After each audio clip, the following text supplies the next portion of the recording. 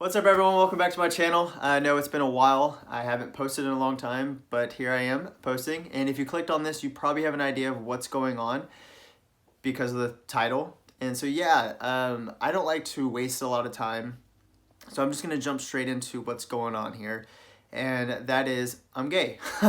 That's not always been easy for me to talk about. It's not always been easy for me to say. And this is why, and I'm gonna share with you why and share with my story. And I'm hoping that by sharing with you my story, what's gone on in my life, and how I got to a point now in my life where I can confidently and comfortably say those words. It took me a very long time. I'm 25 years old now.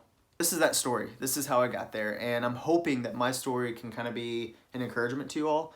It's kind of a rocky roller coaster. I've already gone through all the emotions, so this video is probably not going to be all that emotional because I've already felt them, already done them, already cried all the cries I can cry. But I'm hoping that you will find light in it and you will be encouraged to explore your own life, I guess, into your own perspective of your own life and be confident in who you are, whether that be that you're straight, gay, bi, a circus act, I don't know, just whatever you may be, that you're happy and excited for who you are and that you're successful in your own life. And so that's where I'm at in my life. It's 2020. I wanted to start 2020 in this new year, in this new decade, with a new perspective. And going into that new year, I kind of realized that like something was holding me back in my life. And that was probably me not knowing who I was or not being comfortable with who I am. I don't know where I'm going to go. I don't know how this video is going to go, where the story is going to lead, but I do have some points that I want to talk about. And as you can see from the title, this is my second time coming out. I came out once in high school as bisexual. Well, going into my senior year, kind of got outed by kind of inner circle friends of mine. These were the guys that I grew up with from junior high throughout high school. We were always together, and it kind of just started coming out, I guess, like I guess they just started catching on, and eventually they asked me like, yo dude, what's going on? Are you bi? Are you gay? Like, what's happening? And I guess I felt caught in or whatever, and so I said yes, I think I'm bi. I don't know, I'm trying to figure it out, trying to understand it. I was like a rather popular kid. I was well known, I guess, and so I wanted to keep that status as much as I could before rumors could get out. I wanted to kind of be like, I don't know, jump before the bullet, I guess some would say, jump in front of the bullet. So I came out on social media as bisexual. It was like this big ordeal, and it was a very interesting, I don't know, time of life. You know, you're turning 18, you feel like an adult, you feel like you know everything. And that's where I was at in life. I was like, I can handle this myself. I'm going to get before the bullet so no rumors go around and no one has any leverage on me. So I did that. It went really well at first, but I was still having a lot of conflicts with my, like, going to church, family, friends, or whatever, you know, different conflicts. But I had a lot of acceptance as well. Family was rather accepting, kind of like they just didn't know what to do with it, kind of accepting. So they were just like, yeah, it's whatever. I never really felt like I was like, it was encouraged or like I could talk about it much. And so I was still going to church, and I remember meeting with like my youth leader and stuff, and some ex-lesbian lady who were trying to, like, I don't know, reconvert me back, or like trying to tell me like you're going down the wrong path or whatever. And so I got very like confused, like psychologically just confused. I was just like, I don't know what to do with my life, like whatever. And it was a very depressing season of my life. And so I, like, after high school, I didn't know what I wanted to do because I had no like drive, no passion, no desires. I was just like, I don't know what to do because I'm just so distraught in my own self. Like, I had so much internal conflict of like, who am I and what am I good at, who am I going to be? And all I ever knew was like church and sports. And so after high school, I had went to a Christian internship. It was a year-long internship. It was like this last resort of what are you going to do after high school, because you're not just going to stay at home and be a bum. And so I was like, well, I'm not going to college because I just don't know what to go for. And my friend convinced me to go to this internship, so I went with her. was like, yeah, great. Like, I got close to God, started growing and stuff, and like started telling everyone that no, I'm not bi anymore, I'm not gay anymore, I don't have those thoughts anymore, whatever. I'm trying to really live out this Christian life. And I did that. I did that for a long time. And so I came home from that year internship and really growing in my faith. Like, I believe in God and I still believe in who he is and stuff. And so I had lived this out for, at this point I was 19, 18 in high school, my senior year, 19. So this was 19.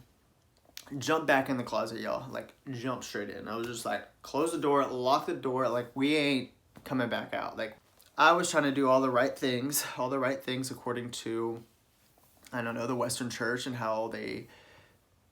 what they have to offer for people like me who believe in Jesus, who believe in the Bible, believe in God, but yet are homosexual or gay for me. And so I was like, I don't know what to do with this. And so I just did all the good things. I read all the conversion books. Well, not really all of them, but I read some conversion books. I've watched videos, got in counseling, got involved in ministry. But I always felt like I was like living for somebody else's expectations. Like never felt like I could be myself. I was just like, I don't know. I never felt like I was supposed to be a church leader, but I wanted to so I could fulfill these expectations from others, all along dealing with same-sex attraction. That's a good term we use in psychology world and church world. It's just same-sex attraction. I had started going to college for the first time because I didn't go after high school, as I said. And I knew that, like, deep down, I was like, I want to be a nurse. Like, it was just like a urge. Like, I want to be a nurse. Like, I want to serve people and help people on a physical and like emotional, psychological way that like I can be involved in someone's life who people are in need. And so I was like, I just had a drive to become a nurse, and I was like, yes, this is what I want to do. But I felt like, I don't know, something in me was like, you won't succeed and you can't be the best nurse that you ought to be unless you are the best you that you ought to be, and that you know who you are, and that you're confident in who you are. And so I started having these like, I don't know, like moments in my life, revelations, I guess you could say, where I was just like, I need to be confident in who I am. And so I started going to school and everything, and like going through that whole process. At this point, I'm about to turn 25. And so I don't know how many years that is. 6 years had gone by where I am involved in the church and involved in ministry, involved in all these things, trying to keep the gay at bay, pray the gay away, and it's just not going away. And I knew it wasn't going away. This is, I don't know, August? Yeah, it was about August of 2019. So this is of a recent, y'all. This is very recent. And yeah, so it was like August 19, 2019 time. And I started like really kind of, I don't know, realizing like, oh, you're attracted to guys. You're not attracted to girls. Like, you never really have been. You've always wanted to be, to fulfill the expectations of what you ought to be. And I was like, okay, I'm attracted to guys. What does this mean then? What does this mean for my faith? What does this mean for my life? And I started really exploring that, and I still don't have all the answers. I don't think I'll ever have all the answers. I don't think we're meant to have all the answers. But one thing is, you are meant to know who you are. You are meant to explore who you are and be confident of who you are. And so that's where I was at in life. And so over the last 6 months, I have been confident in who I am. I started coming out to my family, which was a very scary, scary moment for me. Because I was like, I've done this before. I've been here before. I don't want to do this again and have to re-explain my whole life again to my family and like my reasoning and everything. And so it was a very daunting thing. And so I remember I was like freaking out. I was just like, I have to tell someone. I have to talk to someone. I don't know who to talk to anymore. I can't talk to X, Y, and Z people because I know what they're going to say, and I know they're not going to agree, and they're not going to support me, and they're not going to want to just listen. They're going to be like, no, not okay. And so I was like, who do I talk to? And I was freaking out. So I called one of my best friends, one of the people I love the most. Her name is Brooke. We've been friends since 10th grade, ninth grade. Well, like high school. Okay, we had been really good friends, and we've been through hell and back together and some things. And so I was like, I need to call Brooke. Like, I can't talk to anyone else until I talk to her. So I called her up. We met up and we had breakfast, and I was like, look, this is what's going on in my life. And she was like, all right, let's go. Come on. Like, and she was like super encouraging, and she was like, you're going to be loved regardless. You've always been so lovable, and people have always loved you and cared for you and supported you. And like, no matter what, like, who cares what people say? Who cares what people think? And she was like just super, super encouraging. And I was like, thank you so much for being a sounding board for me, to be like a rock for me in this time, because it's very challenging. Like, it was very hard for me to, I don't know, come to the conclusion, because my whole life was about to change. 6 years of being someone and molding myself to be something else has been like formed, and I was like, this whole thing's about to change. This is about to crumble. And it was like very scary for me, because I wanted to be confident in this new season of life. So like a few weeks had gone by, and I was like becoming more and more accepting of this, and I eventually did get to talk to my parents, and that was super nerve-wracking. I guess I'll do, I don't know, I guess I'll tell you. I might as well. You know, we're already here. We're already however many minutes into the video, and there was a couple days I was like encouraged. I was like, yeah, I'm gonna do this. Didn't happen. I was waiting for the right moment, and come to find out there's never a right moment. You just gotta do it. You know, you just gotta sit down and be like, yo, Mom and Dad, I'm gay. Mom and Dad, this is what's going on in my life. Like, I need y'all's support. If you don't have my support, or if I don't have your support, okay, I just need to tell you. I just need to get this off my chest. And then one day after work, it was like, I don't know, 9 o'clock or something like that. I kind of got off a little bit early from a dinner shift. I'm a server right now at the time while I'm going to school. Yay me. And so I was leaving work, and I was like, I'm going to talk to my parents tonight. I'm going to get home. They're going to be watching TV. I'm going to walk in and be like, yo, can we talk? I don't know. I didn't know what I was going to do, but I had the like adrenaline. I was ready to go. I was like, it's going to happen tonight. And so I like drove and got home real quick, and they're watching TV. Brother and his girlfriend are hanging out. Oh, by the way, this is right before Thanksgiving, like the day before. I like, got home, we're hanging out around the house, and I'm like, my heart was like, I was nervous, y'all, like nervous. And obviously I'm keeping cool, because I'm just gonna keep cool and hang out, whatever. Brother and his girlfriend are making some desserts for tomorrow. I had already made mine the day before, so we were good. And so my parents are watching TV. They watch a show, and then I'm like, okay, maybe I'm gonna ask them about the show. They start another show, so I'm like, okay, maybe I'm just not. And I'm just hanging out with them, watching their show, and I'm still nervous, because I'm going through my head. I'm like, what am I gonna say? What am I gonna say? What am I gonna say? Like, what's gonna happen? What are we gonna talk about? Like, how am I gonna do this? And then it was like, they were like, all right, we're getting tired. This is the last show. They finish the show. And I was like, they're about to get up. And I was like, wait. Before y'all go, can I talk to y'all? And they're like, yeah, like, what's going on? And so they sat back down. And this was when I was like, okay, I've started. I have to finish now. Like, I can't just back out. And so, like, I was hella nervous, y'all. I was like, I've always, I've been working on trying to be more vulnerable and transparent and bringing y'all into my life or whatever. And, like, I was like, like years ago I came out as bi and like got involved in church and everything and was like trying to be straight. Well, it didn't work. I was like, as much as I tried, it just wasn't going away. And they just sat there and they listened, and they were like, okay, yeah. And my mom goes, it's actually my stepmom.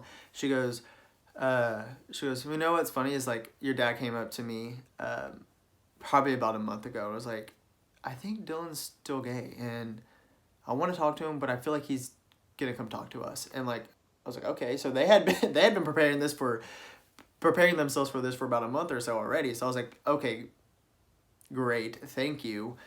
Um, and so we sat and talked, and for a while, and I was explaining what's going on in my life and just how I felt. And my dad was like super encouraging. My mom was super encouraging.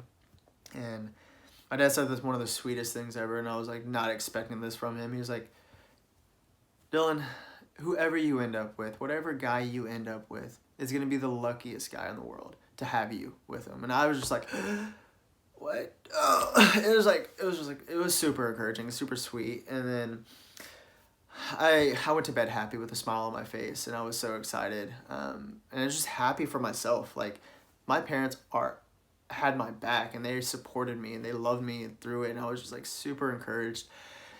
So I got my dad and my mom done. I was like, okay, I gotta go talk to my birth mom.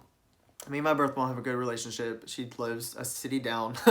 And so I was like, I gotta go talk to her too, because I gotta let everyone know. And so it took me like a couple weeks, and I finally like was hanging out over there. Just was like, I'm gonna come over and hang out. We hung out, and sitting down, same thing, watching some TV, hanging out, having just like casual conversations about whatever. And same thing. I was like, Mom, I need to talk to you about something serious. My mom's kind of like what's going on? And so we talked, and super encouraging again. My mom was like, she's like, don't ever apologize for who you are. Like, love who you love. And just like, I don't know, it was super encouraging. And then it was like, all right, we're on a roll here. I have my family's support, and I'm super excited. But I was still very like weary, because I knew I had a lot of really close friends, like friends that were like brothers to me within the church, that I know the viewpoints, I get it and stuff. And so I was still very like, I don't know, like scared, because it's like, I'm going to lose somebody on this journey. And that was a very scary thought for me, because I didn't want to lose anyone on this journey. I just wanted, I don't know, I wanted a high five. I don't know what it was.